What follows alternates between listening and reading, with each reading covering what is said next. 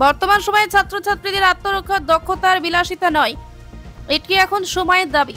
সেই বাস্তবতাকে সামনে রেখে উদ্যোগ ওয়েলফেয়ার সোসাইটি এক অনন্য সামাজিক উদ্যোগ হাতে নিয়েছে। সংস্থার ব্যবস্থাপনায় মাত্র 51 টাকার সামান্য খরচে চালু হলো ক্যারাটে প্রশিক্ষণ কেন্দ্র রক্ষা কবচ। বাঁকুড়া জেলা বিষ্ণুপুর থানার জয়রামপুর ও চুয়া মোসেইনাগ অঞ্চলে স্কুল পড়ুয়াদের জন্য এই প্রকল্পটি ইতিমধ্যে আশার আলো দেখাচ্ছে। বিশেষত গ্রামাঞ্চলে বহু ছাত্রছাত্রী যেখানে আর্থিক কারণে উন্নত প্রশিক্ষণের সুযোগ পায় না, সেখানে রক্ষা কবচ প্রকল্প তাদের সামনে খুলে দিচ্ছে আত্মবিশ্বাস গড়ার নতুন দরজা। উদ্যোগ ওয়েলফেয়ার সোসাইটি এর সদস্য জানান, আমাদের লক্ষ্য স্পষ্ট, প্রত্যেকটি ছাত্রছাত্রী যেন ন্যূনতম আত্মরক্ষার কৌশল শিখে নিজের নিরাপত্তা নিয়ে নিজের হাতে তুলে নিতে পারে। সমাজকে আরো শক্তিশালী, সচেতন ও সুরক্ষিত করা আমাদের উদ্দেশ্য। আমরা সারা বছর ধরে বিভিন্ন সামাজিক কাজকর্ম করে থাকি।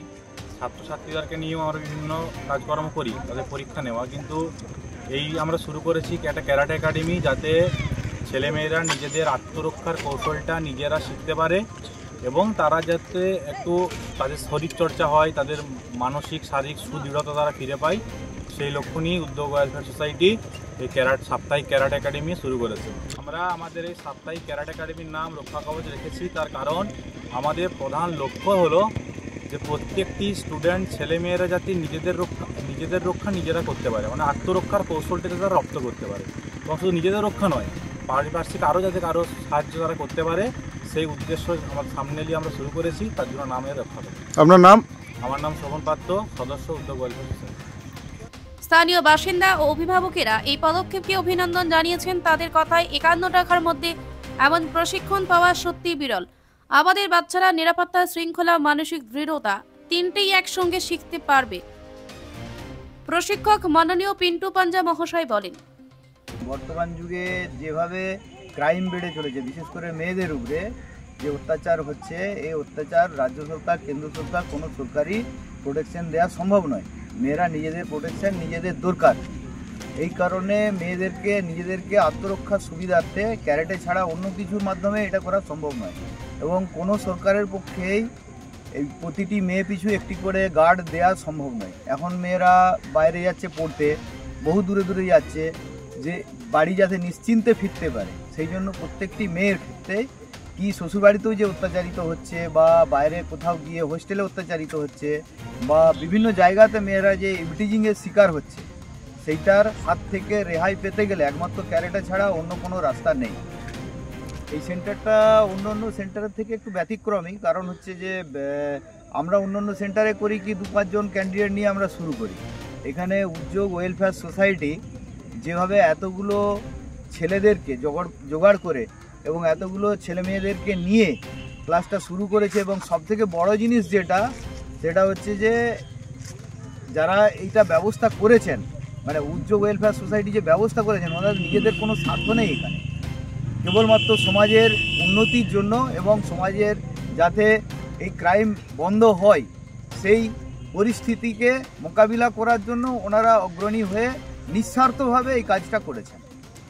এবং এখানে আমিও এত বড় একটা নিঃস্বার্থ কাজ ওনারা করছেন বলে আমি নিজেও এখানে মানে শেখাতে এসে নিজেকে গর্ববোধ মনে করছি।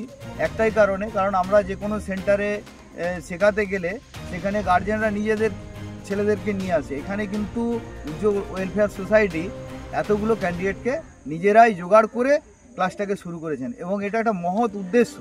এর উদ্দেশ্যটাই হচ্ছে এটা যে যাতে বেশি পরিমাণের ছেলে মেয়ে ক্যারাটের মাধ্যমে নিজেদের আত্মরক্ষাটা নিজেরাই করতে পারে এবং সুরক্ষিতভাবে বাড়ি ফিরতে পারে। যে হারে ইভটিজিং বাড়ছে, যে হারে অন্যান্য ব্যবস্থাগুলো মেয়েদের উপরে অত্যাচার হয়ে চলেছে, সেগুলোর হাত থেকে রেহাই পেতে গেলে ক্যারাটে ছাড়া অন্য কোনো রাস্তা নেই। শুধু আমাদের গ্রামের দিকে এগুলো দেখা যায় না, আমরা বিভিন্ন জায়গায় ক্যারাটে করাচ্ছি, সেখানে গিয়ে দেখতে পাচ্ছি গার্জেনরা বলছে ক্যারাটে করে কি হবে, অথচ কোনো দুর্ঘটনা ঘটলে আমরা দেখতে পাচ্ছি সেই গার্জেনগুলো মোমবাতি নিয়ে মিছিল করছে।